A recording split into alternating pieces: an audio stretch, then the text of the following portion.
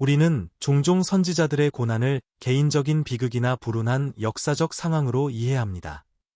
그러나 성경은 선지자들의 고난을 그렇게 축소해서 설명하지 않습니다.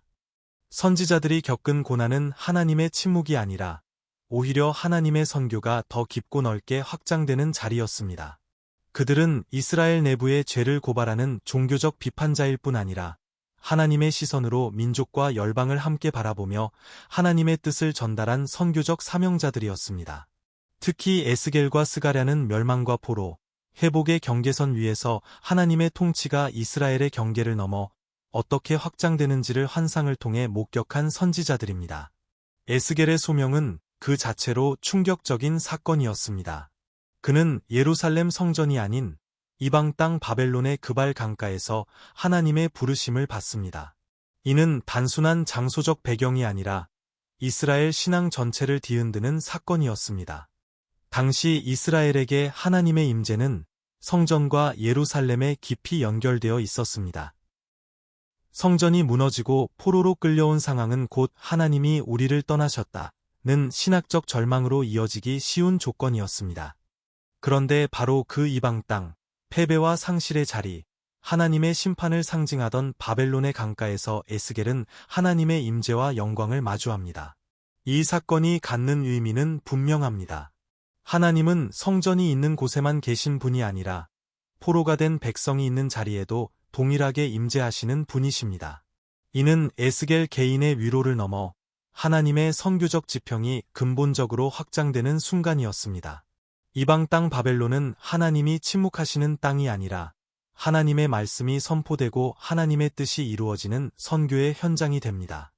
스가랴 선지자의 환상은 거룩의 의미가 더 넓게 확장될 것을 보여줍니다. 당시 거룩은 이스라엘과 이방인, 성전과 세상, 제사장과 일반 백성을 구분하는 중요한 기준이었습니다. 그러나 하나님의 선교 안에서 거룩은 단순히 누군가를 배제하는 경계선으로만 머물지 않습니다. 하나님께서 거룩의 영역을 넓히실 때 이방인도 하나님께 나아올 수 있고 평범한 일상의 자리도 하나님의 임재 아래 들어올 수 있습니다. 스가랴는 바로 이 거룩의 확장을 환상으로 보여줍니다. 본래 여호와께 성결이라는 문구는 대제사장에 관해 새겨진 특별한 거룩의 표식이었습니다. 그러나 스가랴는 이 문구가 말의 말방울에까지 새겨질 것이라고 선언합니다. 이는 거룩이 더 이상 성전과 제사장의 영역에만 머무르지 않고 일상의 평범한 자리까지 확장될 것을 의미합니다. 이 흐름은 신약에서 베드로와 고넬료의 만남을 통해 더 분명하게 드러납니다. 사도행전 10장에서 베드로는 하나님께서 깨끗하게 하신 것을 내가 속되다 하지 말라는 말씀을 듣고 유대인과 이방인을 가르던 정결의 경계가 복음 안에서 새롭게 열리고 있음을 깨닫습니다. 이후 고넬료의 집에 성령이 임한 사건은 하나님께서 이방인도 자신의 백성으로 받아들이신다는 사실을 보여줍니다. 따라서 스가랴의 환상은 거룩이 성전 안에 갇힌 개념이 아니라 열방과 일상으로 확장되는 하나님의 선교적 뜻을 보여줍니다. 거룩은 이제 배제의 기준이 아니라 하나님께서 더 많은 사람을 부르시는 선교적 확장의 언어가 됩니다. 이사야 선지자는 이스라엘의 사명이 자기 민족 안에만 머무르지 않고 열방을 향해 확장되어야 함을 분명하게 보여줍니다. 이사야 49장 6절에서 하나님은 내가 또 너를 이방의 빛으로 삼아 나의 구원을 베풀어서 땅 끝까지 이르게 하리라고 말씀하십니다. 이 말씀은 하나님께서 자기 백성을 회복시키시는 목적이 이스라엘 내부의 회복에만 머무르지 않음을 보여줍니다. 하나님은 회복된 백성을 통해 하나님의 구원이 땅 끝까지 전해지기를 원하십니다. 그러므로 이사야의 메시지에서 이스라엘은 단순히 구원을 받는 백성에 머무르지 않습니다. 이스라엘은 열방 가운데 하나님의 빛을 드러내고 모든 민족이 하나님의 구원을 보게 하는 증거의 백성으로 부름받습니다. 예레미야 역시 선지자들의 선교적 사명을 이해하는 데 중요한 인물입니다. 하나님은 예레미야를 부르실 때 내가 너를 여러 나라의 선지자로 세웠노라고 말씀하셨습니다. 이는 예레미야의 사명이 유다 내부에만 제한되지 않았음을 보여줍니다. 그는 유다의 죄를 고발한 선지자였지만 동시에 열방 위에 주권적으로 다스리시는 하나님의 뜻을 선포한 선지자였습니다.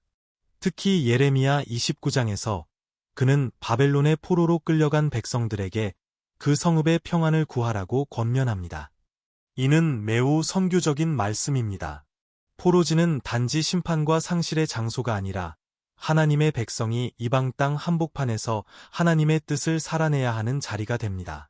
하나님의 백성은 낯선 땅에서도 하나님을 예배하고 그 땅의 평안을 구하며 하나님의 통치가 자기 민족의 경계를 넘어 있음을 증언해야 했습니다. 이처럼 선지자들의 메시지는 하나님의 관심이 이스라엘 안에만 갇혀 있지 않음을 보여줍니다.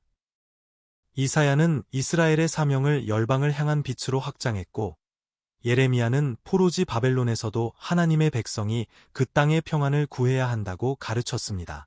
에스겔은 이방 땅에서도 임재하시는 하나님의 영광을 보았고, 스가랴는 거룩이 성전과 제사의 영역을 넘어 일상과 열방으로 확장될 것을 예고했습니다. 여기에 요나와 말라기의 메시지도 함께 기억할 수 있습니다.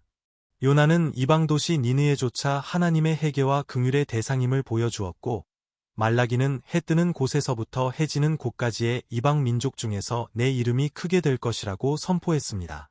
이는 구약의 선지자들이 단지 이스라엘 내부만을 향해 말한 것이 아니라 하나님의 이름과 긍휼과 구원이 열방 가운데 드러날 것을 바라보았음을 보여줍니다. 결국 선지자들의 고난과 환상은 하나님의 선교적 지향을 드러내는 통로였습니다.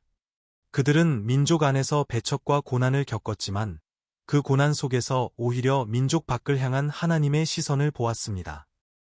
고난은 하나님의 부재를 뜻하지 않았고 포로지는 하나님의 침묵의 장소가 아니었습니다. 오히려 그 자리는 하나님의 말씀이 새롭게 들리고 하나님의 통치가 더 넓게 드러나는 선교의 현장이 되었습니다.